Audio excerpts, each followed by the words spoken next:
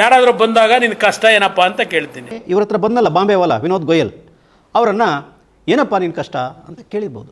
ಏನಿದೆ ಕುಮಾರಸ್ವಾಮಿ ಅದ್ರಲ್ಲಿ ಪಾತ್ರ, ಸಾಯಿ ವೆಂಕಟೇಶ್ ಅವರದಲ್ಲರು. ನಿಮ್ಮ ಪಾತ್ರ ಏನು ಅಂತ ನಾನು ಹೇಳ್ತೀನಿ ಕುಮಾರಸ್ವಾಮಿ ಅವರೇ. ಸ್ನೇಹಿತರೆ ನಮಸ್ಕಾರ. ಇವತ್ತಿನ ರಾಜಕೀಯ ವಿಶ್ಲೇಷಣೆ ಹಂದಿ ಕಚ್ಚಾಟದ ಬಗ್ಗೆ. ಕರ್ನಾಟಕದಲ್ಲಿ ಇವತ್ತು ನಡೀತಿರೋ ರಾಜಕೀಯ ಅತ್ಯಂತ ಕೀಳುಮಟ್ಟಕ್ಕೆ, ಅಂದರೆ ಈ ಹಂದಿ ಮಟ್ಟಕ್ಕೆ ಇಳಿದ್ಬಿಟ್ಟಿದೆ. ಈ ಕಚ್ಚಾಟದಲ್ಲಿ JDS, BJP, ಕಾಂಗ್ರೆಸ್ ಎಲ್ಲರೂ ಪಾತ್ರಧಾರಿಗಳೇ. ಮೀಡಿಯಾದಲ್ಲಂತೂ ಒಂದು ವಾರ ಇಡೀ ಈ ಹಂದಿ ಕಚ್ಚಾಟವನ್ನು ಒಂದು ದೊಡ್ಡ ರಾಷ್ಟ್ರೀಯ ಸಮಸ್ಯೆ ಅನ್ನೋ ಥರ ಹುಯಿಲೆಬಿಸ್ಬಿಟ್ಟಿದ್ದಾರೆ. ಸದ್ಯ ಹಂದಿ ಫೈಟ್ ಸ್ವಲ್ಪ ತಣ್ಣಗಾಗಿದೆ ಅಂದ್ಕೊಳ್ತಿದ್ದಂತೆ ಈಗ ಮತ್ತೆ ಹೊಸ ತಿರುವು ಪಡ್ಕೊಂಡಿದೆ. Karnataka Lokayukta SIT chief ADGP Chandrashekhar ಅವರು ಸಂಜಯ್ ನಗರ ಪೊಲೀಸ್ ಸ್ಟೇಷನ್ಗೆ ಕಂಪ್ಲೇಂಟ್ ಒಂದು ಕೊಟ್ಟಿದ್ದಾರೆ. ಕೇಂದ್ರ ಸಚಿವ ಕುಮಾರಸ್ವಾಮಿ ಅವರ ಮೇಲೆ ಗಂಭೀರವಾದ ಆರೋಪ ಮಾಡಿದ್ದಾರೆ. ಆಶ್ಚರ್ಯದ ವಿಷಯ ಏನು ಗೊತ್ತಾ, ಪೊಲೀಸರು FIR ಮಾಡಿಲ್ಲ. ಒಂದು NCR ನಾನ್ ಕಾಗ್ನಿಸಬಲ್ ರಿಪೋರ್ಟ್ ಮಾಡಿದ್ದಾರೆ. ಸಣ್ಣ ಪುಟ್ಟ ಬೀದಿ ಜಗಳದಲ್ಲಿ ಮಾಡ್ತಾರಲ್ಲ ಹಾಗೆ.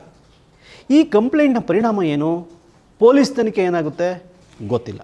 ADGP ಅವರ ದೂರಿನ ಬಹಳ ಗಂಭೀರವಾದ ವಿಚಾರ ಏನು ಗೊತ್ತಾ, ಕ್ರೈಮ್ ನಂಬರ್ 16/2014 ಪ್ರಕರಣದಲ್ಲಿ ಕುಮಾರಸ್ವಾಮಿಯವರು ಪ್ರಮುಖ ಆರೋಪಿ. ಅವರ ವಿರುದ್ಧ SIT ತನಿಖೆ ಪೂರ್ಣಗೊಂಡಿದೆ. ಚಾರ್ಜ್ ಶೀಟ್ ಸಲ್ಲಿಸಲಿಕ್ಕೆ ರಾಜ್ಯಪಾಲರಿಂದ ಅನುಮತಿ ಕೇಳಿದ್ದಾರೆ. ಕುಮಾರಸ್ವಾಮಿಯವರು ಚಾರ್ಜ್ ಶೀಟ್ ತಯಾರು ಮಾಡಿರೋ SIT ಚೀಫ್ ಚಂದ್ರಶೇಖರ್ ಅವರನ್ನು ಶಬಾಷ್, ಒಳ್ಳೆ ಕೆಲಸ ಮಾಡಿದ್ದೀರಿ ಅಂತ ಹೇಳಬೇಕು ಅಂತ ನಾವು ನಿರೀಕ್ಷೆ ಮಾಡೋಕ್ಕಾಗುತ್ತಾ? ADGP ದೂರಿನ ಪ್ರಕಾರ ತನಿಖೆಯನ್ನು ತಡೆಗಟ್ಟಲಿಕ್ಕಾಗಿಯೇ ಕುಮಾರಸ್ವಾಮಿ ತಮಗೆ ಬೆದರಿಕೆ ಹಾಕ್ತಾ ಇದ್ದಾರೆ. ಇದು ADGP ಅವರ ಆರೋಪ. ಕುತೂಹಲದ ವಿಷಯ ಏನಂದರೆ, ಈಗ ಚೆಂಡು ಕುಮಾರಸ್ವಾಮಿ ಅಂಗಳಕ್ಕೆ ಬಂದಿದೆ. ಈ ಪೊಲೀಸ್ ಕಂಪ್ಲೇಂಟ್ಗೆ ಪ್ರತಿಯಾಗಿ ಏನು ಮಾಡ್ತಾರೆ ಕುಮಾರಸ್ವಾಮಿ ಅವರು? ಇದು ಕೌಂಟ್ರಾಗಿ ತಾವು ಒಂದು ಕಂಪ್ಲೇಂಟ್ ಕೊಡ್ತಾರಾ, ಅಥವಾ ಮಾಮೂಲಿಯಾಗಿ ಪ್ರೆಸ್ ಮೀಟ್ನಲ್ಲೇ ಎಲ್ಲ ಬಾಣಗಳನ್ನು ಬಿಡ್ತಾರಾ? ಸ್ವಲ್ಪ ಕಾದು ನೋಡೋಣ. ಇವತ್ತಿನ ಅಸಲಿ ವಿಷಯ ಹಂದಿ ಕಚ್ಚಾಟಕ್ಕೆ ಬರೋಣ. ಈ ಹಂದಿ ಕಚ್ಚಾಟ ಏನು ನಡೀತು, ಇದರ ಹಿಂದೆ ತೆರೆಮರೆಯಲ್ಲಿ ದೊಡ್ಡ ಕಳ್ಳಾಟ ಅಡಗಿದೆ. ದೊಡ್ಡ ಕಳ್ಳಾಟ ಏನಿದು ಅಂತ ಆಶ್ಚರ್ಯನಾ? ಹೌದು, ಒಂದು ದೊಡ್ಡ ಹಗರಣವನ್ನು ಮುಚ್ಚಿ ಹಾಕುವ ಷಡ್ಯಂತ್ರ ನಡೆದಿದೆ. ತೆರೆಯ ಹಿಂದೆ ಮರೆಯಾಗಿರೋ ಈ ಕಳ್ಳಾಟ ಏನು, ಅಧಿಕೃತ ದಾಖಲೆಗಳ ಸಮೇತ ಈ ಕಳ್ಳಾಟದ ಡೀಟೇಲ್ಸ್ನ ನೋಡೋಣ ಬನ್ನಿ. ಇದೇ ಇವತ್ತಿನ ಸ್ಪೆಷಲ್ ಸ್ಟೋರಿ. ಅದಕ್ಕೂ ಮುಂಚೆ ನಿಮ್ಮಲ್ಲಿ ಒಂದು ಮನವಿ, ನೀವಿನ್ನೂ ನಮ್ಮ ಈ ದಿನ ಚಾನಲ್ ಸಬ್ಸ್ಕ್ರೈಬ್ ಆಗಿಲ್ಲ ಅಂದರೆ ದಯವಿಟ್ಟು ಸಬ್ಸ್ಕ್ರೈಬ್ ಮಾಡಿ, ಬೆಲ್ ಐಕನ್ ಕ್ಲಿಕ್ ಮಾಡಿ, ಸ್ವತಂತ್ರ ಜನಪರ ಪತ್ರಿಕೋದ್ಯಮಕ್ಕೆ ಬೆಂಬಲ ಕೊಡಿ. Senior IPS officer M Chandrashekhar ಬರೆದ ಒಂದು ಲೆಟರ್ನಿಂದ ಈ ಹಂದಿ ಫೈಟ್ ಶುರುವಾಯಿತು. ಇವರು ಇಂಟರ್ನಲ್ ಸೆಕ್ಯೂರಿಟಿ ಡಿವಿಷನ್ನಲ್ಲಿ ADGP, ಲೋಕಾಯುಕ್ತ ವಿಶೇಷ ತನಿಖಾ ತಂಡದ SITಯ ಮುಖ್ಯಸ್ಥರು. ಅವರು ಇತ್ತೀಚೆಗೆ ತಮ್ಮ ಸಿಬ್ಬಂದಿಗಳಿಗೆ ಒಂದು ಪತ್ರ ಬರೆದರು, ಒಂದು ಸಣ್ಣ ಪತ್ರ. ಆ ಪತ್ರದಲ್ಲಿದ್ದದ್ದು 2 ಪ್ಯಾರ. ಸರಿಯಾಗಿ ನೆನಪಿಟ್ಕೊಳ್ಳಿ, ಪತ್ರದಲ್ಲಿ 2 ಪ್ಯಾರ ಇದ್ವು. ಮೊದಲನೇ ಪ್ಯಾರದಲ್ಲಿ ಮೋಸ್ಟ್ ಡೇಂಜರಸ್ ವಿಚಾರ ಇತ್ತು. 2ನೇ ಪ್ಯಾರ ಮೋಸ್ಟ್ ಕಾಂಟ್ರವರ್ಷಿಯಲ್ ಪ್ಯಾರ, ವಿವಾದಾಸ್ಪದವಾದ ವಿಚಾರ. ಹಂದಿ ವಿಷಯ ಬಂದಿತ್ತಲ್ಲ, ಈ 2ನೇ ಪ್ಯಾರದಲ್ಲೇ. ಮೊದಲನೇ ಪ್ಯಾರ ವಿವಾದ ಆಗೋದಿರಲಿ, ಚರ್ಚೆನೇ ಆಗಲಿಲ್ಲ. ಯಾಕೆ? ಅಸಲಿ ಸೀಕ್ರೆಟ್ ಇರೋದೇ ಅಲ್ಲಿ, ದಾಖಲೆಗಳ ಸಮೇತ ನೋಡೋಣ. ಈ ಕಾಂಟ್ರವರ್ಷಿಯಲ್ ಆಯ್ತಲ್ಲ ಈ 2ನೇ ಪ್ಯಾರ, ಅದರಲ್ಲಿ ADGP ಚಂದ್ರಶೇಖರ್ ಅವರು ಒಂದು ಪ್ರಸಿದ್ಧ ಹೇಳಿಕೆಯನ್ನು ಕೋಟ್ ಮಾಡಿದ್ದಾರೆ.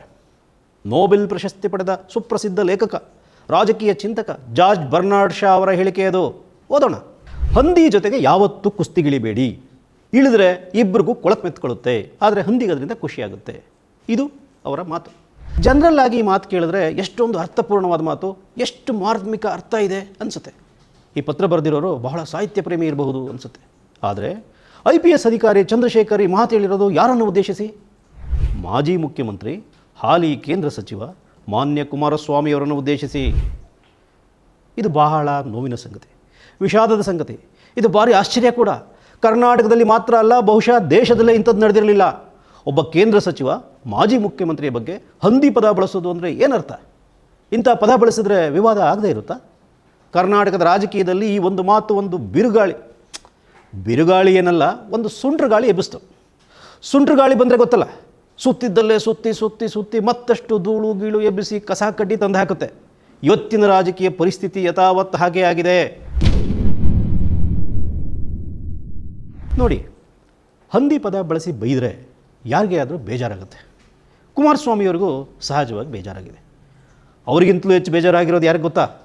ಕುಮಾರಣ್ಣನ ಅಭಿಮಾನಿಗಳಿಗೆ, JDS ಪಕ್ಷದ ಕಾರ್ಯಕರ್ತರಿಗೆ. ವೈಯಕ್ತಿಕವಾಗಿ ನನಗೆ JDS ಕಾರ್ಯಕರ್ತರಾಗಿರೋರು ಸಾಕಷ್ಟು ಜನ ಸ್ನೇಹಿತರಿದ್ದಾರೆ. ಅವರ ಭಾವನೆಗಳೇನು ಅನ್ನೋದು ನನಗೆ ಚೆನ್ನಾಗಿ ಗೊತ್ತು. ಅವರಿಗೆ ಬೇಸರ ಆಗಿದೆ, ಸಿಟ್ಟು ಬಂದಿದೆ. ಜೆ ಡಿ ಎಸ್ ಕಾರ್ಯಕರ್ತರ ಇಂಥ ಸಹಜವಾದ ಭಾವನೆಗಳನ್ನು ನಾವು ಗೌರವದಿಂದ ಅರ್ಥ ಮಾಡ್ಕೊಳ್ಬೇಕು. ಯಾಕೆಂದರೆ ಅವು ಸಹಜವಾದ ಭಾವನೆಗಳು. ಆದರೆ ಪಾಲಿಟಿಷಿಯನ್ಸು ಅವರ ರಿಯಾಕ್ಷನ್ಸು ಅವು ಸಹಜ ಭಾವನೆಗಳಿಗೆ ಸಂಬಂಧಿಸಿರೋಲ್ಲ. ಅದರಲ್ಲಿ ರಾಜಕೀಯ ಲೆಕ್ಕಾಚಾರ ಮಾತ್ರ ಇರುತ್ತೆ, ಕ್ಯಾಲ್ಕುಲೇಷನ್ಸ್ ಇರುತ್ತೆ. ಸ್ವತಃ ಕುಮಾರಸ್ವಾಮಿಯವರೇ ಏನು ಹೇಳಿದ್ದಾರೆ ನೋಡಿ, ಈ ಪತ್ರದ ಹಿಂದೆ ಯಾರಿದ್ದಾರೆ ಅಂತ ಗೊತ್ತು, ಯಾರ್ಯಾರು ಸರ್ಕ್ಯುಲೇಟ್ ಮಾಡಿದ್ದಾರೆ ಎಲ್ಲ ನನಗೆ ಗೊತ್ತು, ಇದು KPCC ಕಚೇರಿಯಲ್ಲಿ ತಯಾರಾಯಿತು, ಇತ್ಯಾದಿ ಇತ್ಯಾದಿ ಅವರ ಡೈಲಾಗು. ಈ ಜೆ ಡಿ ಎಸ್ ನಾಯಕರು ಸುರೇಶ್ ಬಾಬು, ಸಾರಾ ಮಹೇಶು, ಸರವಣ ಹೀಗೆ ಸಾಕಷ್ಟು ಮಂದಿ ಆಕ್ರೋಶದಿಂದ ಮಾತಾಡಿದ್ದಾರೆ. ಇನ್ನು BJPಯವರು ಈಗ ದೋಸ್ತಿಯಲ್ಲಿರೋ ಕಾರಣಕ್ಕೆ BJPಯವರು ಕೂಡ ಅಖಾಡಕ್ಕಿಳಿದಿದ್ದಾರೆ. ಆರ್ ಅಶೋಕ್, ವಿಜಯೇಂದ್ರ, CT ರವಿ, ಸೋಮಣ್ಣ, ಪ್ರಹ್ಲಾದ್ ಜೋಶಿ ಎಲ್ಲರೂ ಖಾರವಾಗಿ ಪ್ರತಿಕ್ರಿಯೆ ಕೊಟ್ಟಿದ್ದಾರೆ.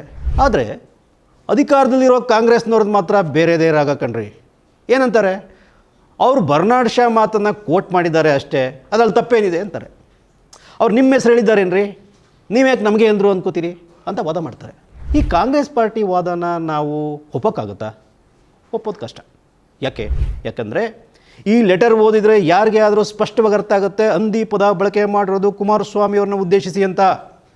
ಸಣ್ಣ ಮಕ್ಕಳಿಗೂ ಅರ್ಥ ಆಗುತ್ತೆ. ಕಾಂಗ್ರೆಸ್ನವ್ರ ಹೇಳಿಕೆ ಕೂಡ ರಾಜಕೀಯ ಲೆಕ್ಕಾಚಾರದ್ದು, ಅನುಮಾನವೇ ಬೇಡ. JDSನವರು ಬರೀ ಹೇಳಿಕೆ ಕೊಟ್ಟು ಸುಮ್ಮನಾಗಲಿಲ್ಲ, ಸಾಕಷ್ಟು ಪ್ರೊಟೆಸ್ಟ್ ಮಾಡಿದ್ದಾರೆ. ಚೀಫ್ ಸೆಕ್ರೆಟರಿ ಅವ್ರಿಗೆ ದೂರು ಕೊಟ್ಟಿದ್ದಾರೆ, ಕ್ರಮ ತಗೊಳ್ಳಿ ಅಂತ. ಇನ್ನು ಕುಮಾರಸ್ವಾಮಿಯವರು ಹೇಗೂ ಕೇಂದ್ರದ ಮಂತ್ರಿ ಅಲ್ವಾ, ಈ ಹಂದಿ ಕಚ್ಚಾಟನ ದೆಹಲಿ ತನಕ ತೊಗೊಂಡೋಗಿದ್ದಾರೆ. ಈ ಅಧಿಕಾರಿ ಬಗ್ಗೆ ತನಿಖೆ ಮಾಡಿ ಕಠಿಣ ಕ್ರಮ ಕೈಗೊಳ್ಳಿ ಅಂತ ಗೃಹ ಸಚಿವ ಅಮಿತ್ ಶಾರನ್ನು ಒತ್ತಾಯ ಮಾಡಿದ್ದಾರೆ. ಅಂತೂ ಕರ್ನಾಟಕದ ಹಂದಿ ಕಚ್ಚಾಟ ದೆಹಲಿ ತನಕ ಹೋಯಿತು. ಈ ಎಲ್ಲ ಗದ್ದಲ, ವಾದ, ಪ್ರತಿವಾದ, ಕಾಂಟ್ರವರ್ಷಿ ಎಲ್ಲ ಯಾವುದ್ರ ಸುತ್ತ? ಆ ಲೆಟ್ರಲ್ಲಿ ಇತ್ತಲ್ಲ ಎರಡನೇ ಪ್ಯಾರ, ಆ ಎರಡನೇ ಪ್ಯಾರ ಸುತ್ತ. ಹಾಗಾದರೆ ಫಸ್ಟ್ ಪ್ಯಾರ, ಅದೇ ಡೇಂಜರಸ್ ಪ್ಯಾರಾಗ್ರಾಫ್ ಅಂತ ಹೇಳಿದ್ನಲ್ಲ, ಆ ಮೊದಲ ಪ್ಯಾರ ಬಗ್ಗೆ ಯಾರಾದರೂ ಬಾಯಿ ಬಿಚ್ಚಿದ್ದಾರಾ?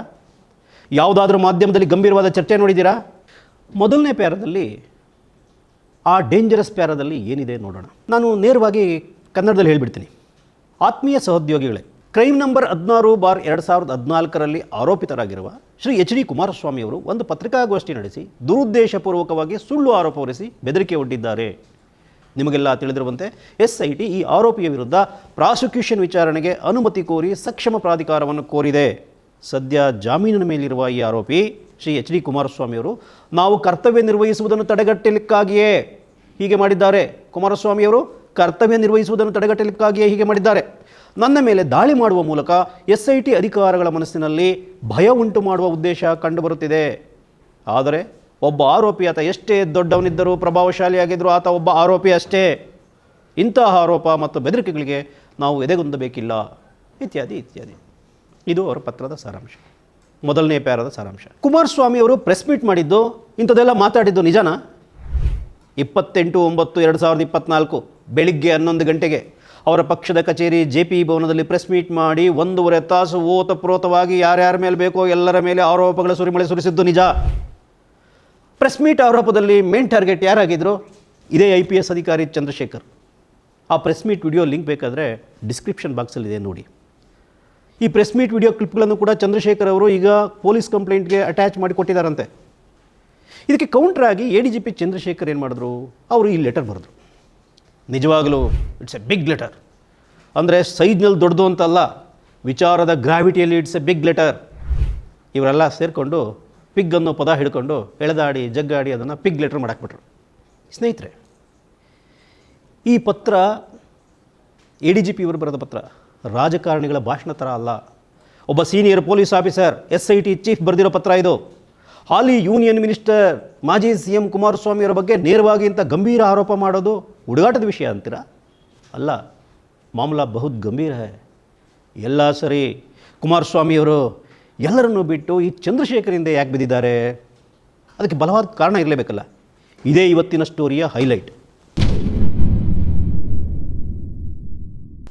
ಚಂದ್ರಶೇಖರ್ ಅವರು ಅವತ್ತಿನ ಪತ್ರದಲ್ಲಿ ಬರೆದಿದ್ದ ಗಂಭೀರ ವಿಚಾರವನ್ನೇ ವಿಸ್ತರಿಸಿ ಈಗ ತಮ್ಮ ಕಂಪ್ಲೇಂಟಲ್ಲಿ, ಪೊಲೀಸ್ ಕಂಪ್ಲೇಂಟಲ್ಲಿ 8 ಪುಟಗಳು ಬರೆದಿದ್ದಾರೆ. ಅದರಲ್ಲಿ ಬಹಳ ವಿವರಗಳಿವೆ. ಅದರಲ್ಲಿ ಮುಖ್ಯವಾಗಿ ರೆಫರ್ ಆಗಿರೋದು ಕ್ರೈಮ್ ನಂಬರ್ 16/2014 ಅನ್ನೋ ಕೇಸು. ಅಂದರೆ ಇದು ಯಾವ ಕೇಸು? ಈ ಕೇಸ್ನಲ್ಲಿ ಆಗಿರೋ ಬೆಳವಣಿಗೆಗಳೇನು? ಅರ್ಥ ಮಾಡಿಕೊಳ್ಬೇಕಾದ ಅಸಲಿ ವಿಷಯ ಇದೇನೆ. ಸ್ವಲ್ಪ ಗಮನ ಕೊಟ್ಟು ಕೇಳಿ. ಇದು ಲೋಕಾಯುಕ್ತ SITಯಲ್ಲಿ 2014ರಲ್ಲಿ ರಿಜಿಸ್ಟರ್ ಆಗಿರೋ ಕೇಸು. ಶ್ರೀ ಸಾಯಿ ವೆಂಕಟೇಶ್ವರ ಮಿನರಲ್ಸ್ ಅನ್ನೋ ಒಂದು ಕಂಪನಿಗೆ ಗಣಿಗಾರಿಕೆ ನಡೆಸಲಿಕ್ಕಾಗಿ ಬಳ್ಳಾರಿ ಜಿಲ್ಲೆ ಸಂಡೂರು ತಾಲೂಕಿನಲ್ಲಿ 550 ಎಕರೆ ಭೂಮಿಯನ್ನು ಕಾನೂನು ಬಾಹಿರವಾಗಿ ಸ್ಯಾಂಕ್ಷನ್ ಮಾಡಿಕೊಟ್ಟಿದ್ರು ಅಂತ ರಿಜಿಸ್ಟರ್ ಆಗಿರೋ ಕೇಸ್ ಇದು. 550 ಎಕರೆ ಸ್ಯಾಂಕ್ಷನ್ ಮಾಡಿಕೊಟ್ಟವ್ರು ಯಾರು? CM ಆಗಿದ್ದ ಮಾನ್ಯ ಕುಮಾರಸ್ವಾಮಿ ಅವರು 2007ರಲ್ಲಿ. ಏನಿದೆ ಕುಮಾರಸ್ವಾಮಿ ಅದ್ರಲ್ಲಿ ಪಾತ್ರ? ಸಾಯಿ ವೆಂಕಟೇಶ್ ಅವರದಲ್ಲರು ಏನಿದೆ ಕುಮಾರಸ್ವಾಮಿ ಅದ್ರಲ್ಲಿ ಪಾತ್ರ? ಸಾಯಿ ವೆಂಕಟೇಶ್ ಅವರದಲ್ಲರು ನಿಮ್ಮ ಪಾತ್ರ ಏನು ಅಂತ ನಾನು ಹೇಳ್ತೀನಿ. ಕುಮಾರಸ್ವಾಮಿ ಅವರೇ, 2011ರಲ್ಲಿ ಮಾನ್ಯ ಲೋಕಾಯುಕ್ತ ಸಂತೋಷ್ ಹೆಗ್ಡೆ ಅವರು ತನಿಖೆ ನಡೆಸಿ ಕೊಟ್ಟಿರುವ ರಿಪೋರ್ಟ್ನಲ್ಲಿ ಈ ಅಕ್ರಮ ಮಂಜೂರಾತಿ ಬಗ್ಗೆ ಒಂದು ಚಾಪ್ಟರ್ ಇದೆ. ಆ ವರದಿಯ 17ನೇ ಅಧ್ಯಾಯದಲ್ಲಿ 10 ಪುಟಗಳು ಕುಮಾರಸ್ವಾಮಿಯವರ ಸಾಧನೆ ಬಗ್ಗೆನೇ ಇದೆ. ಪತ್ರಕರ್ತೆ ಗೌರಿ ಲಂಕೇಶ್ ತಮ್ಮ ಪ್ರಕಾಶನದಿಂದ ಜನಸಾಮಾನ್ಯರ ಮಾಹಿತಿಗಾಗಿ ಈ ಲೋಕಾಯುಕ್ತ ವರದಿಯನ್ನು ಪಬ್ಲಿಷ್ ಮಾಡಿದರು. ನೋಡಿ, ಈ ವರದಿಯ ಸಾರಾಂಶ ಇಷ್ಟು. ಬಳ್ಳಾರಿ ಜಿಲ್ಲೆ ಸಂಡೂರು ತಾಲೂಕಿನ ಬಾವಿಹಳ್ಳಿ ತಿಮ್ಮಪ್ಪಗುಡಿ ಪ್ರದೇಶದಲ್ಲಿ 550 ಎಕರೆ ಭೂಮಿ ಸರ್ಕಾರದ ಒಡೆತನದಲ್ಲಿರುತ್ತೆ. ಅದು ಅರಣ್ಯ ಪ್ರದೇಶ, ಸಂಪೂರ್ಣ ಸರ್ಕಾರದ ಒಡೆತನದಲ್ಲಿರುತ್ತೆ. ಈ ಭೂಮಿಯನ್ನು ಗಣಿಗಾರಿಕೆಗಾಗಿ ಮಂಜೂರಾತಿ ಕೋರಿ 2006ರ ಏಪ್ರಿಲ್ನಲ್ಲಿ ಒಟ್ಟು 29 ಅರ್ಜಿಗಳು ಬರ್ತವೆ. ಅದರಲ್ಲಿ ಮಾನ್ಯ ಕುಮಾರಸ್ವಾಮಿಯವರು ಶ್ರೀ ಸಾಯಿ ವೆಂಕಟೇಶ್ವರ ಮಿನರಲ್ಸ್ ಅನ್ನೋ ಹೆಸರಿನ ಕಂಪನಿ ಮೇಲೆ ವಿಶೇಷ ಮುತುವರ್ಜಿ ವಹಿಸಿದ್ದಾರೆ. ಆದರೆ ತಮಾಷೆ ಏನು ಗೊತ್ತಾ? ಅದೊಂದು bogus company. Shri Sai Venkateshwara mineral ಅಂತ ಯಾವ ಕಂಪ್ನಿನೂ ರಿಜಿಸ್ಟ್ರೇ ಆಗಿರಲಿಲ್ಲ. ಕಂಪನಿಯ ಬ್ಯಾಂಕ್ ವಹಿವಾಟು ಹಾಳಾಗಲಿ, ಆ ಗನಂದಾರಿ ಕಂಪ್ನಿಗೆ ಬ್ಯಾಂಕ್ ಅಕೌಂಟೇ ಇರಲಿಲ್ಲ. ಟ್ಯಾಕ್ಸ್ ರಿಜಿಸ್ಟ್ರೇಷನು ಆಗ KST VAT ಅಂತ ಎಲ್ಲ ಇತ್ತು, ಅದು ಯಾವುದೂ ಇರಲಿಲ್ಲ. ಇನ್ನೂ ಹೇಳಬೇಕಾ, ಅಡ್ರೆಸ್ಸೇ ಇರಲಿಲ್ಲ. ಬೆಂಗಳೂರಿನ ಸುಧಾಮನಗರ ಅಂತ ಅಪ್ಲಿಕೇಶನ್ ಅಡ್ರೆಸ್ ಹಾಕಿರ್ತಾರೆ, ಅಡ್ರೆಸ್ ಕೂಡ ಫೇಕು, ಕಾಲ್ಪನಿಕ ವಿಳಾಸ. ಕರ್ನಾಟಕದ ಗಣಿ ಅಕ್ರಮಗಳನ್ನು ತನಿಖೆ ನಡೆಸಿದವರು ಖಡಕ್ IFS officer doctor UV Singh. ಅವರ ತನಿಖೆಯಿಂದ ಬಯಲಾಗಿದ್ದೇನೆಂದರೆ ಸೋಮನಾಥ್ ಸಕ್ರೆ ಅನ್ನೋನು ಇದರ ಅರ್ಜಿದಾರ. ಈತ ಮಹಾರಾಷ್ಟ್ರದಲ್ಲಿ ಒಬ್ಬ PWD ಕಾಂಟ್ರಾಕ್ಟರು. ಗಣಿ ಉದ್ಯಮಕ್ಕೂ ಇವನಿಗೂ ಸಂಬಂಧವೇ ಇರೋಲ್ಲ. ಉಚ್ಚಿ ಮದುವೆಯಲ್ಲಿ ಉಂಡೋನೆ ಜಾಣ ಅಂತ ನಡೀತಿತ್ತಲ್ಲ ಮೈನಿಂಗ್ ದಂಧೆ, ಅದಕ್ಕೆ ಈತ ಕೂಡ ಒಂದು ಅರ್ಜಿ ಗುಜರಾಯಿಸಿದ್ದ. ಇಂಥ ಸನ್ನಿವೇಶದಲ್ಲಿ mining baron Vinod Goyal entry ಆಗ್ತಾನೆ. Mining baron Vinod Goyal CM Kumaraswamy ಅವರಿಗೆ ವಿನೋದ್ ಗೋಯಲ್ ಅವ್ರನ್ನ ಪರಿಚಯ ಮಾಡಿಸಿದ್ದು ಯಾರು ಗೊತ್ತಾ? ಬಾಂಬೆಯಲ್ಲಿ ಎನ್ಕೌಂಟರ್ ಸ್ಪೆಷಲಿಸ್ಟ್ ಅಂತ ಬಿರುದು ತಗೊಂಡಿದ್ರಲ್ಲ ದಯಾನಾಯಕ್ ಅವರು, ಅವ್ರ ಬಗ್ಗೆ ಫಿಲಮ್ಗಳೆಲ್ಲ ಬಂದಿದೆ. ಅವರು ನಮ್ಮ ಕರ್ನಾಟಕ ಮೂಲದವರು. ಅದಕ್ಕೆ ಬಾಂಬೆ ಅವಲನ್ನು ಕರ್ಕೊಂಡು ಬಂದು CM ಪರಿಚಯ ಮಾಡಿಸಿದ್ರು. ನನ್ನ ಹತ್ರ ಬರ್ತಕ್ಕಂಥ ವ್ಯಕ್ತಿಗಳು ನೀನು ಯಾವ ಪಾರ್ಟಿ, ನೀನು ಯಾವ ಜಾತಿ ಕೇಳಲ್ಲ. ನಾನು ಯಾರಾದರೂ ಬಂದಾಗ ನಿನ್ನ ಕಷ್ಟ ಏನಪ್ಪ ಅಂತ ಕೇಳ್ತೀನಿ, ನಿನಗೇನಾಗಬೇಕಪ್ಪ ಅಂತ ಕೇಳ್ತೀನಿ. ಕುಮಾರಣ್ಣ ಹೇಗೆ ಅಂತ ಅರ್ಥ ಆಯ್ತಲ್ಲ, ಹಾಗೆ ಇವ್ರ ಹತ್ರ ಬಂದಲ್ಲ ಬಾಂಬೆ ಅವಲ ವಿನೋದ್ ಗೋಯಲ್, ಅವರನ್ನು ಏನಪ್ಪ ನಿನ್ನ ಕಷ್ಟ ಅಂತ ಕೇಳಿರ್ಬೋದು. ಗೋಯಲ್ನ ಕಷ್ಟ ಏನು? ಸ್ವಾಮಿ, ಆ 550 ಎಕರೆ ಮೇಲೆ ನನ್ನ ಕಣ್ಣು ಬಿದ್ದುಬಿಟ್ಟಿದೆ, ಆಗ್ನಿಂದ ನನಗೆ ಊಟ ನಿದ್ರೆ ಯಾವುದೂ ಸೇರ್ತಿಲ್ಲ, ಹೇಗಾದರೂ ಮಾಡಿ ಕಷ್ಟದಿಂದ ನನ್ನ ಪಾರು ಮಾಡಿ ಅಂತ ಅವ ಹಂಗಲಾಚಿರ್ಬೋದು. ಅವನ ಕಷ್ಟ ಕೇಳಿ ಕುಮಾರಣ್ಣನ ಮನಸ್ಸು ಬೆಣ್ಣೆ ಥರ ಕರ್ಗೋಗಿರ್ಬೋದು. ಅವ್ರ ನಡುವೆ ಏನೇನು ಸಂಭಾಷಣೆ ನಡೀತು, ಆ ಒಳ ವ್ಯವಹಾರ ಏನು ಅಂತ ಎಲ್ಲೂ ಹೊರಗಡೆ ಬಂದಿಲ್ಲ. ಈ ತನಿಖೆಯಲ್ಲಿ ಏನಾದರೂ ಹೊರಗಡೆ ಬರುತ್ತೋ ಇಲ್ವೋ ಅದು ಗೊತ್ತಿಲ್ಲ. ಕುಮಾರಸ್ವಾಮಿಯವರೇ ಹೇಳ್ಕೊಳ್ಳೋ ರೀತಿ, ಅವ್ರು ಹೇಳ್ಕೊಳ್ತಾರಲ್ಲ ಆ ರೀತಿ ಈಗ ನಡೆದಿರ್ಬೋದು ಅಂತ ಒಂದು ಸ್ಮಾಲ್ ಗೆಸ್ ಅಷ್ಟೇ. ಕುಮಾರಸ್ವಾಮಿಯವರು ಸೇವಾ ಕಾರ್ಯ ಶುರು ಹಚ್ಕೊಂಡ್ರು. ಅಧಿಕಾರಿಗಳಿಗೆ ನಿರ್ದೇಶನ ಕೊಟ್ಟರು. ಆಗ CM ಸೆಕ್ರೆಟರಿ ಆಗಿದ್ದವರು ಯಾರು? DV ಪ್ರಸಾದ್ ಅಂತ ಅಧಿಕಾರಿ. ಅವರು ದಿನಾಂಕ 5/10/2007 ವಾಣಿಜ್ಯ ಮತ್ತು ಕೈಗಾರಿಕಾ ಇಲಾಖೆಯ ಕಾರ್ಯದರ್ಶಿಗೆ ನೋಟ್ ಕಳಿಸಿ ಸಾಯಿ ವೆಂಕಟೇಶ್ವರ ಫೈಲ್ ರೆಡಿ ಮಾಡಿ CM ಮುಂದೆ ಸಬ್ಮಿಟ್ ಮಾಡಿ ಅಂತ ಸೂಚನೆ ಕೊಟ್ಟರು. ಅವತ್ತೇ ಕೇಸ್ ವರ್ಕರ್ ಫೈಲ್ ರೆಡಿ ಮಾಡಿದ್ರು. ಆಮೇಲೆ ಅಡಿಷನಲ್ ಸೆಕ್ರೆಟರಿ ಟೇಬಲ್ಗೆ ಹೋಯಿತು. ಅಲ್ಲಿಂದ ಮೈನಿಂಗ್ ಡಿಪಾರ್ಟ್ಮೆಂಟ್ ಸೆಕ್ರೆಟರಿಗೆ ಬಂತು. ಅವರೊಂದು ನೋಟಕ್ಕೆ ಅವತ್ತೇ CM ಸೆಕ್ರೆಟರಿ DV ಪ್ರಸಾದ್ ಅವ್ರಿಗೆ ಕಳಿಸ್ಕೊಟ್ರು. CM ಸೆಕ್ರೆಟರಿ ಅವತ್ತೇ ನೇರವಾಗಿ CM ಕುಮಾರಸ್ವಾಮಿ ಮುಂದೆ ಫೈಲ್ ಇಟ್ಟರು. ಇಷ್ಟೆಲ್ಲ ನಡೆದದ್ದು ಒಂದೇ ದಿನದಲ್ಲಿ. ಅದೇ ದಿನ 5/10/2007 ಕುಮಾರಣ್ಣ 550 ಎಕರೆ ಮಂಜೂರಾತಿ ಆದೇಶ ಹೊರಡಿಸೇ ಬಿಟ್ಟರು. ಯಾವ ಕಂಪನಿಗೆ? 200% ಬೋಗಸ್ ಕಂಪನಿಗೆ, ಅಡ್ರೆಸ್ಸು ಅಥಾಪಥ ಏನೂ ಇಲ್ಲದ ಕಂಪನಿಗೆ. 550 ಎಕರೆ ಭೂಮಿನ ಬಾಂಬೆ ವಾಲ ವಿನೋದ್ ಗೋಯಲ್ ಬಾಯಿಗೆ ಹಾಕಲಿಕ್ಕೆ ಇನ್ನು ಒಂದೇ ಒಂದು ಸ್ಟೆಪ್ ಬಾಕಿ ಇತ್ತು. ಕುಮಾರಸ್ವಾಮಿ ನೇತೃತ್ವದ ಸರ್ಕಾರ ಈ ಹಂತದಲ್ಲಿ ಮತ್ತೊಂದು ಕರಾಮತ್ತು ಮಾಡಲೇಬೇಕಿತ್ತು. ಶ್ರೀ ಸಾಯಿ ವೆಂಕಟೇಶ್ವರ ಅಂತ ಬೋಗಸ್ ಕಂಪನಿ ಮಾಲೀಕನ ಹೆಸರು ಸೋಮನಾಥ್ ಸಕ್ರೆ ಅಂತ ಇತ್ತಲ್ಲ, ಆ ಹೆಸರು ಕಿತ್ತು ಬಿಸಾಕಿದ್ರು. ಕಂಪನಿ ಮಾಲೀಕ ವಿನೋದ್ ಗೋಯಲ್ ಅಂತ ಸೇರಿಸಿದ್ರು. ಮೊದಲೇ ಬೋಗಸ್ ಕಂಪನಿ, ಅರ್ಜಿದಾರನ ಹೆಸರು ಮಾತ್ರ ಒರಿಜಿನಲ್ ಇರಬೇಕು ಅಂತ ಯಾವನ್ರಿಗೆ ಕೇಳ್ತಾನೆ? ಅಂತಿಮ ಮಂಜೂರಾತಿಗಾಗಿ ಗಣಿ ಮತ್ತು ಭೂವಿಜ್ಞಾನ ಇಲಾಖೆಯ ನಿರ್ದೇಶಕರ ಮೂಲಕ ಕೇಂದ್ರ ಸರ್ಕಾರಕ್ಕೆ ಕಡತ ಕಳಿಸ್ಕೊಡ್ಬೇಕಿತ್ತು. ಕಳಿಸ್ಕೊಟ್ಟಾಯಿತು. ಪಾಪ ವಿನೋದ್ ಗೋಯಲ್ ಕಷ್ಟ ಅಂತ ಕೇಳ್ಕೊಂಡು ಬಂದಿದ್ದ. ಅಪ್ಲೈ ಮಾಡಲಿಕ್ಕೂ ಟೈಮ್ ಬಾರಾಗೋಗಿತ್ತು. ಅವನಿಗೆ ಸಹಾಯ ಮಾಡಲೇಬೇಕು ಅಂತ ದೃಢವಾಗಿ ತೀರ್ಮಾನ ಮಾಡಿದ್ಮೇಲೆ ಕುಮಾರಣ್ಣ ಅಷ್ಟು ಮಾಡಿಲ್ಲ ಅಂದರೆ ಹೇಗೆ ಸ್ವಾಮಿ? ಇನ್ನೊಂದು ಮುಖ್ಯವಾದ ವಿಚಾರ ಗಮನಿಸಬೇಕು. ಈ ಕಡತಕ್ಕೆ ಸಹಿ ಹಾಕಿದ ಕೇವಲ 4 ದಿನಗಳಲ್ಲಿ ಅವರ CM ಅವಧಿ ಮುಕ್ತಾಯ ಆಯಿತು. 9/10/2007 ಅವರು ರಾಜೀನಾಮೆ ಕೊಟ್ಟರು. ಅಂದರೆ 2020 ಸರ್ಕಾರ ಬಿದ್ದೋಯ್ತು. ಕುಮಾರಸ್ವಾಮಿ ಅವರು ಅಷ್ಟೊಂದು ಸ್ಪೀಡಾಗಿ ಸೇವಾ ಕಾರ್ಯ ಮಾಡಿದ್ದಲ್ಲ. ಯಾಕೆ? ಅರ್ಥ ಮಾಡ್ಕೊಳ್ಳೋದು ಬಿಡೋದು ನಮ್ಮ ವಿವೇಚನೆಗೆ ಬಿಟ್ಟಿದ್ದು. ನಾವು ಕನ್ನಡಿಗರು ಮತ್ತೊಂದು ವಿಷಯ ನೆನಪಿಟ್ಕೊಳ್ಬೇಕು. ಈ 550 ಎಕರೆ ಗಣಿ ಭೂಮಿಯಲ್ಲಿ ಸುಮಾರು 350 ಎಕರೆ ಭೂಮಿ VISLಗೆ ಕೊಡಬೇಕು ಅನ್ನೋ ಪ್ರಸ್ತಾಪ ಇತ್ತು. VISL ಯಾವುದು? ನಮ್ಮ ಭದ್ರಾವತಿಯಲ್ಲಿರೋ Visvesvaraya iron and steel limited ಅನ್ನೋ ಪಬ್ಲಿಕ್ ಸೆಕ್ಟರ್ ಕಂಪನಿ. 16,000 ಜನರಿಗೆ ಉದ್ಯೋಗ ಕೊಟ್ಟಿರೋ ಕಂಪ್ನಿ ಅದು. ಕರ್ನಾಟಕ ಇಂಥ ರಾಜಕಾರಣಿಗಳಿಟ್ಕೊಂಡು ಕರ್ನಾಟಕ ಉದ್ಧಾರ ಆದಂಗೆ. ಕುಮಾರಸ್ವಾಮಿ ಅವರೇ, ಒಂದು ಸಿಂಪಲ್ ಕ್ವಶನ್. ಪೊಲೀಸ್ ಅಧಿಕಾರಿ ಚಂದ್ರಶೇಖರ್ ಕಂಡ್ರೆ ನಿಮಗೆ ಸ್ವಲ್ಪನೂ ಆಗಿ ಬರೋಲ್ಲ. ಅವನು ಯಾವನೋ ಆಂಧ್ರದವನು, ಹಿಮಾಚಲ್ ಪ್ರದೇಶ ಕ್ಯಾಡರೋ, ಇಲ್ಲಿ ಯಾಕವನೇ ಅಂತ ಬಾಯಿಗೆ ಬಂದಂಗೆ ಮಾತಾಡ್ತೀರಿ. ಆದರೆ ಬಾಂಬೆ ವಾಲಾ ವಿನೋದ್ ಗೋಯಲ್ ಯಾರು? ಎಲ್ಲಿಂದ ಬಂದಿದ್ದ? ಆ 550 ಎಕರೆ ಯಾರ್ದು? ಕರ್ನಾಟಕದ, ಮಹಾರಾಷ್ಟ್ರದ, ವಿನೋದ್ ಗೋಯಲ್ದ? 1 ಇಂಚು ಭೂಮಿ ಯಾರಿಗೂ ಹೋಗಿಲ್ಲ, ಏನೋ ಆಗ್ಬಿಟ್ಟದೆ ಅಂತ ನನ್ನ ಮೇಲೆ ಗುಬೆ ಕೂರಿಸ್ತಾವ್ರೆ ಅಂತೀರಿ. ಸ್ವಾಮಿ, ನೀವು ಕೊಟ್ಟ 550 ಎಕರೆ ಮಂಜೂರಾತಿ ಮುಂದೆ ಕೋರ್ಟು ಕಟ್ಲೆ ತನಿಖೆ ಅಂತ ಸಿಕ್ಕಾಕೊಂಡು ಹೇಗೋ ಬಚಾವಾಗಿದೆ ಸ್ವಾಮಿ. ಈಗ ರಾಜ್ಯದ ಸಂಪತ್ತು ನಾನೇ ಉಳಿಸಿದ್ದೀನಿ ಅಂತ ಹೇಳ್ಕೊಂಡು ತಿರ್ಗ್ತಾ ಇದ್ದೀರಿ. ನೀವು 550 ಎಕರೆ ಆ ಬೋಗಸ್ ಕಂಪನಿ ಹೆಸರಿಗೆ ಮಂಜೂರು ಮಾಡಿರೋದಕ್ಕೆ ಎಲ್ಲ ದಾಖಲೆಗಳು ಇವೆ. ಕೆಳಗಿನ ಅಧಿಕಾರಿಗಳು ಇಂಥ ಕಂಪ್ನಿಗೆ ಕೊಡೋದು ಕಾನೂನು ಬಾಹಿರ ಅಂತ ತಿಳಿಸದ ಮೇಲೂ ನೀವು ಈ ಕೆಲಸ ಮಾಡಿದ್ದೀರಿ. ಇದೆಲ್ಲ ಅಧಿಕೃತ ದಾಖಲೆಗಳು ಹೇಳ್ತವೆ. ಈಗ ನಿಮ್ಮ ಬುಡಕ್ಕೆ ಬಂದಿದೆ ಅಂತ ಅದು ನನ್ನ ಸೈನೇ ಅಲ್ಲ, ಯಾವನಾಗ್ದೊಂದು ಸೈನು, ತನಿಖೆ ಆಗಲಿ ಅಂತ ಅಬ್ಬರಿಸ್ತಾ ಇದ್ದೀರಿ. ದೇವ್ರ ಮೆಚ್ಚತಾನ ಸ್ವಾಮಿ? ಸರಿ, ನಿಮ್ಮ ಮಾತಿನ ಪ್ರಕಾರನೇ ಬರೋಣ. ನಿಮ್ಮ ಸೈನ್ ಫೋರ್ಜರಿ ಆಗಿಬಿಟ್ಟಿದೆ ಅಂತ ಒಪ್ಕೊಳ್ಳೋಣ. ಘಟನೆ ನಡೆದು ಎಷ್ಟು ವರ್ಷ ಆಯಿತು? ಬರೋಬ್ಬರಿ 17 ವರ್ಷ ಆಗಿದೆ. ಅದಾದಮೇಲೆ ಇನ್ನೊಂದು ಅವಧಿಗೆ ನೀವು CM ಆಗಿದ್ದಿರಿ. ಅದಾದಮೇಲೆ ಕೋರ್ಟ್ಗೆ ಹೋಗಿದ್ದೀರಿ, ಬೇಲ್ ತೊಗೊಂಡಿದ್ದೀರಿ. ಎಲ್ಲಾದರೂ ಯಾವತ್ತಾದರೂ ನಾನು ಸೈನ್ ಫೋರ್ಜರಿ ಆಗಿದೆ ಅಂತ ಹೇಳಿದ್ದೀರಾ ಸ್ವಾಮಿ? ಮುಖ್ಯಮಂತ್ರಿ ಸೈನ್ ಫೋರ್ಜರಿ ಮಾಡಿ 550 ಎಕರೆ ಭೂಮಿ ಮಂಜೂರು ಮಾಡೋದು ಅಂದರೆ ಹುಡುಗಾಟದ ಮತ. ಇಂಥ ಘನಗಂಭೀರವಾದ ಅಪರಾಧ ನಡೆದಿರೋವಾಗ ಕನಿಷ್ಠ ಒಂದು ಕಂಪ್ಲೇಂಟ್ ಆದರೂ ಕೊಡಬೇಕಲ್ವಾ? 17 ವರ್ಷ ಆದರೂ ಯಾಕೆ ಕೊಟ್ಟಿಲ್ಲ? ಈ ಪ್ರಶ್ನೆಗಳಿಗೆ ನೀವು ಉತ್ತರಿಸಲೇಬೇಕಾಗುತ್ತೆ. ಯಾಕೆ ಕಂಪ್ಲೇಂಟ್ ಕೊಟ್ಟಿಲ್ಲ? ಸ್ನೇಹಿತರೆ, ಈ ಸ್ಟೋರಿಯಲ್ಲಿ ನೀವು ಕೇಳಿರೋ ಪ್ರತಿಯೊಂದು ಅಂಶವನ್ನು ಕೂಡ ದಾಖಲೆಗಳ ಆಧಾರದ ಮೇಲೆ ನಿಮ್ಮ ಮುಂದಿಟ್ಟಿದ್ದೇವೆ. ಡಾಕ್ಟರ್ UV ಸಿಂಗ್ ವರದಿ, ಲೋಕಾಯುಕ್ತ ಜಸ್ಟಿಸ್ ಸಂತೋಷ್ ಹೆಗ್ಡೆ ವರದಿ, ಲೋಕಾಯುಕ್ತ ದಾಖಲೆಗಳು, ಕೋರ್ಟ್ ಕಲಾಪಗಳು, ಎಲ್ಲ ದಾಖಲೆಗಳ ಅಧ್ಯಯನದ ಆಧಾರದಲ್ಲಿ ವಾಸ್ತವಾಂಶಗಳನ್ನು ನಿಮ್ಮ ಮುಂದೆ ಇಟ್ಟಿದ್ದೇವೆ. ಈಗ ನಾವು ಆ ಕ್ರೈಮ್ ನಂಬರ್ 16/2014 ಕೇಸಿನ ವಿಷಯಕ್ಕೆ ಬರೋಣ. ಕುಮಾರಸ್ವಾಮಿ ಅವರು ಪದೇ ಪದೇ ಮಾಧ್ಯಮಗಳ ಮೂಲಕ ನಾಡಿನ ಜನರಿಗೆ ಏನು ಚಿತ್ರಣ ಕೊಡ್ತಾ ಇದ್ದಾರೆ? ಸಿದ್ದರಾಮಯ್ಯನ ಸರ್ಕಾರ ಕುಮಾರಸ್ವಾಮಿಯವರ ಮೇಲೆ ದ್ವೇಷ ರಾಜಕಾರಣ ಮಾಡ್ತಾ ಇದ್ದಾರೆ, ಹೇಗಾದರೂ ಮಾಡಿ ನನ್ನನ್ನು ಜೈಲಿಗೆ ಹಾಕಬೇಕು ಅಂತ ಯಾವುದ್ಯಾವುದೋ ಕೇಸ್ನಲ್ಲಿ ಸಿಕ್ಕಿಸಲಿಕ್ಕೆ ಪ್ರಯತ್ನ ಮಾಡ್ತಾ ಇದ್ದಾರೆ. ಇದು ಅವರ ವಾದ. ಇದನ್ನು ಕೆಲವೊಮ್ಮೆ ನೇರವಾಗಿ ಹೇಳ್ತಾರೆ, ಕೆಲವೊಮ್ಮೆ ಸುತ್ತಿ ಬಳಸಿ ಮಾತಾಡ್ತಾರೆ. ಒಟ್ಟಾರೆ ಜನರಿಗೆ ಕೊಡೋ ಮೆಸೇಜ್ ಏನು ಗೊತ್ತಾ? ತಾನೊಬ್ಬ ಅಮಾಯಕ, ನ್ಯಾಯವಾದ ರೀತಿಯಲ್ಲಿ ನಡೀತಾ ಇರೋ ವ್ಯಕ್ತಿ, ನನ್ನನ್ನು ಟಾರ್ಗೆಟ್ ಮಾಡಿ ರಾಜಕೀಯವಾಗಿ ಮುಗಿಸೋ ಶೆಡ್ಡಿ ಅಂತ ನಡೀತಾ ಇದೆ ಅನ್ನೋ ಮೆಸೇಜ್ ಕೊಡ್ತಾರೆ. ಆದರೆ ವಾಸ್ತವ ಏನು? 2010-11ರಲ್ಲಿ ಸುಪ್ರೀಂ ಕೋರ್ಟ್ ನಿರ್ದೇಶನದ ಪ್ರಕಾರ ಗಣಿ ಅಕ್ರಮಗಳ ಬಗ್ಗೆ ಲೋಕಾಯುಕ್ತ ತನಿಖೆ ನಡೆದಿತ್ತು, ವರದಿ ಕೂಡ ಬಂತು. ನಂತರ ಸುಪ್ರೀಂ ಕೋರ್ಟ್ ಆದೇಶದ ಪ್ರಕಾರ ಕರ್ನಾಟಕ ಸರ್ಕಾರ ಈ SIT ರಚನೆ ಮಾಡ್ತು. ಆ ಪ್ರಕಾರವೇ ಈ ಕ್ರಿಮಿನಲ್ ಕೇಸ್ ರಿಜಿಸ್ಟರ್ ಆಯಿತು. ಡಾಕ್ಯುಮೆಂಟ್ ನೋಡೋಣ. ಮಾನ್ಯ ಸರ್ವೋಚ್ಚ ನ್ಯಾಯಾಲಯದ ಆದೇಶದಂತೆ ಕರ್ನಾಟಕ ಸರ್ಕಾರದ ಆದೇಶ ಸಂಖ್ಯೆ ರಲ್ಲಿ ಅಕ್ರಮ ಗಣಿಗಾರಿಕೆ ವಿರುದ್ಧ ತನಿಖೆ ನಡೆಸುವಂತೆ ಲೋಕಾಯುಕ್ತ ಸಂಸ್ಥೆಗೆ ಆದೇಶಿಸಿದೆ ಮತ್ತು ಆದೇಶ ಸಂಖ್ಯೆ ಪ್ರಕಾರ ವಿಶೇಷ ತನಿಖಾ ತಂಡವನ್ನು ಸೃಜಿಸಲಾಗಿದೆ. ಏನು? ಸುಪ್ರೀಂ ಕೋರ್ಟ್ ಆದೇಶದ ಪ್ರಕಾರ SIT ರಚಿಸಲಾಗಿದೆ. SIT ರಚನೆ ಆಯಿತು. ನಂತರ ಕರ್ನಾಟಕ ಲೋಕಾಯುಕ್ತ ವಿಶೇಷ ತನಿಖಾ ತಂಡ ಪೊಲೀಸ್ ಠಾಣೆಯಲ್ಲಿ ಮೊಕದ್ದಮೆ ಸಂಖ್ಯೆ 16/2014 ಪ್ರಕಾರ ಕಲಂ 420, 465, 468, 409 ಎಟ್ಸೆಟ್ರಾ ಎಲ್ಲ IPC PC ಸೆಕ್ಷನ್ಗಳು ಪ್ರಕಾರ ಪ್ರಕರಣ ದಾಖಲಾಗಿರುತ್ತದೆ. ಆಮೇಲೆ ತನಿಖೆ ನಡೀತು.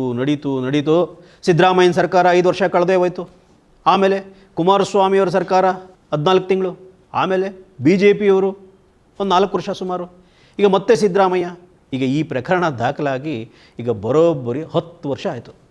ಯಾರಾದರೂ ದ್ವೇಷ ಸಾಧಿಸಬೇಕು ಅಂತ ಇದ್ದರೆ ಇಂಥ ಕೇಸ್ ಸಿಕ್ಕರೆ 10 ವರ್ಷ ಕಾಯ್ತಾರೇನ್ರಿ? ಕುಮಾರಸ್ವಾಮಿಯವರು ದ್ವೇಷ ರಾಜಕೀಯದಿಂದ ನನ್ನನ್ನು ಬಲಿಪಶು ಮಾಡ್ತಾ ಇದ್ದಾರೆ ಅಂತಲೇ ಹೇಳಬೇಕು. ಆವಾಗಲೇ ಪೊಲಿಟಿಕಲ್ ಮೈಲೇಜ್ ಸಿಗೋದು. UV ಸಿಂಗ್ ವರದಿಯಲ್ಲಿ, ಲೋಕಾಯುಕ್ತ ಸಂತೋಷ್ ಹೆಗ್ಡೆ ವರದಿಯಲ್ಲಿ 2011ರಲ್ಲೇ ಅಂದರೆ 13 ವರ್ಷಗಳ ಹಿಂದೆಯೇ ನನ್ನೆಲ್ಲ ಬಂಡವಾಳ ಬಯಲಾಗಿತ್ತು ಅಂತ ಹೇಳೋಕ್ಕಾಗತ್ತಾ? ಹಂಗೆ ಹೇಳಿದರೆ ಜನ ಏನಂತಾರೆ? ಅವ್ರ ಕಾರ್ಯಕರ್ತರು ಏನಂತಾರೆ? ಹೀಗಾಗಿ ಮಾತಾಡೋ ಕಲೆ ಬಳಸಬೇಕು. ಹಾಗೋ ಹೀಗೋ ದಿಕ್ಕು ತಪ್ಪಿಸಿ ಕತೆ ಕಟ್ಟಬೇಕಾಗಿರೋದು ಅವ್ರಿಗೆ ಅನಿವಾರ್ಯ. ಆದರೆ ಮಾಧ್ಯಮಗಳಿಗೆ ಸತ್ಯ ಹೇಳಲಿಕ್ಕೆ, ವಾಸ್ತವಾಂಶವನ್ನು ಜನರ ಎದುರು ತೆರೆದಿಡಲಿಕ್ಕೆ ಅವ್ರಿಗೇನು ಸಮಸ್ಯೆ? ಮಾಧ್ಯಮದವ್ರಿಗೇನು ಸಮಸ್ಯೆ? ಯಾಕೆ ಹಂದಿ ಕುಸ್ತಿ, ಹಂದಿ ಫೈಟ್ ಅಂತ ಲೋ ಲೆವೆಲ್ ಚರ್ಚೆ ಮಾಡಿ ಅಲ್ಲೇ ವಿಷಯ ಗಿರ್ಕಿ ಹೊಡಿಸಿ ತೇಲಿಸ್ಬಿಡ್ತಾ ಇದ್ದಾರೆ? ಯಾಕೆ?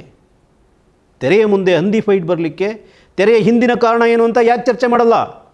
ಹೋಗಲಿ, ಈ ADGP ಚಂದ್ರಶೇಖರರು ಈಗ 8 ಪುಟಗಳ ದೂರು ಕೊಟ್ಟಿದ್ದಾರಲ್ಲ, ಅದರಲ್ಲಿ ಸಾಕಷ್ಟು ಡೀಟೇಲ್ಸ್ ಕೊಟ್ಟಿದ್ದಾರಲ್ಲ, ಅದ್ರ ಬಗ್ಗೆ ಆದರೂ ಚರ್ಚೆ ಮಾಡ್ತಾ ಇದ್ದಾರಾ? ಇಲ್ಲ. ಬಹುತೇಕ ಮಾಧ್ಯಮಗಳು ಯಾಕೆ ಈಗ ನಡ್ಕೋತಾ ಇದ್ದಾವೆ ಅಂತ ದೇಶದ ಜನ ಅರ್ಥ ಮಾಡ್ಕೋಬೇಕಾಗಿದೆ.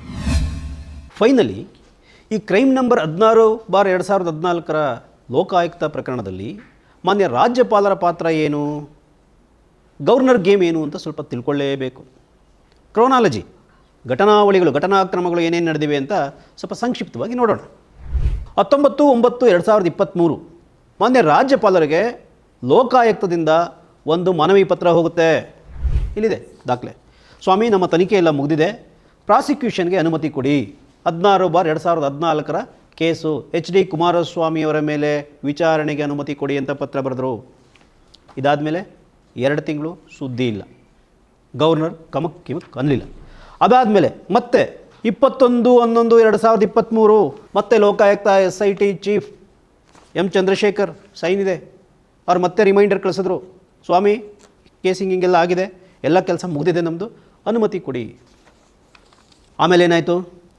8 ತಿಂಗಳು ಯಾವ ಚಟುವಟಿಕೆನೂ ಇಲ್ಲ, ಸುದ್ದಿನೂ ಇಲ್ಲ, ಚರ್ಚೆನೂ ಇಲ್ಲ. 8 ತಿಂಗಳು ಆದಮೇಲೆ ಒಂದು ವಿಶೇಷವಾದ ಬೆಳವಣಿಗೆ ಆಯಿತು ಕರ್ನಾಟಕದಲ್ಲಿ. ಮೂಡ ಕೇಸಲ್ಲಿ, ಮೂಡ ಭಾಳ ಗದ್ದಲ ಮಾಡ್ತಲ್ಲ, ಆ ಕೇಸ್ನಲ್ಲಿ ಗವರ್ನರ್ ಅವರು 26/7/2024 26/7 ಸಿದ್ದರಾಮಯ್ಯ ಅವ್ರಿಗೆ ನೋಟಿಸ್ ಕೊಟ್ಬಿಟ್ರು. ಅವತ್ತೇ ಕಂಪ್ಲೇಂಟ್ ಬಂದಿತ್ತು, ಅರ್ಜೆಂಟಾಗಿ ಅವತ್ತೇ ಕೊಟ್ಬಿಟ್ರು. ಚರ್ಚೆ ಶುರುವಾಯಿತು. ಏನು ಚರ್ಚೆ ಶುರುವಾಯಿತು?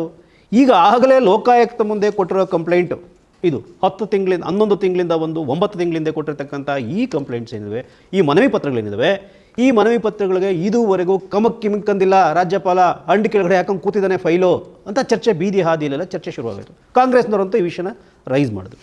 ಆಮೇಲೆ ಏನಾಯಿತು? 8 ತಿಂಗಳ ನಂತರ ಗವರ್ನರ್ ಕಚೇರಿಯಿಂದ ಒಂದು ಲೆಟರ್ ಬಂತು. ಏನು? Clarification seeking letter. ಇದಕ್ಕಿಂತಿಂಥ ವಿಷಯಗಳಿಗೆ ಸ್ಪಷ್ಟೀಕರಣ ಕೊಡಿ ಅಂತ ಲೋಕಾಯುಕ್ತಕ್ಕೆ ಗವರ್ನರ್ ಕಚೇರಿಯವರು ಲೆಟರ್ ಕಳಿಸಿದ್ರು. ಲೆಟರ್ ಬರೆದಿದ್ದು ಯಾವತ್ತು? 29/7/2024. ಆ ಲೆಟರ್ ತಲುಪಿದ್ದು 8/8/2024, ಅಂದರೆ 11 ದಿನಗಳು. ರಾಜಭವನದಿಂದ ಲೋಕಾಯುಕ್ತ ಕಚೇರಿಗೆ ಅರ್ಧ ಕಿಲೋಮೀಟ್ರು, 11 ದಿನಗಳು ಪ್ರಯಾಣ ಮಾಡ್ತು ಬೆಂಗಳೂರು ಟ್ರಾಫಿಕಲ್ಲಿ ಅದು ಲೆಟರು. ಇದ್ರ ಬಗ್ಗೆ ಜನ ಏನು ಹೇಳ್ತಾರೆ ಗೊತ್ತಾ? ಲೋಕಾಯುಕ್ತ ಪಕ್ಷಪಾತ ಧೋರಣೆ ತೋರಿಸ್ತಾ ಇದ್ದಾರೆ. ಅದನ್ನು ತಪ್ಪಿಸ್ಕೊಳ್ಳಿಕ್ಕೋಸ್ಕರ ಒಂದು ಬ್ಯಾಕ್ ಡೇಟ್, ಇಂದಿನ ಡೇಟನ್ನು ನಮೂದಿಸಿ ಪತ್ರ ಕಳಿಸಿದ್ರು.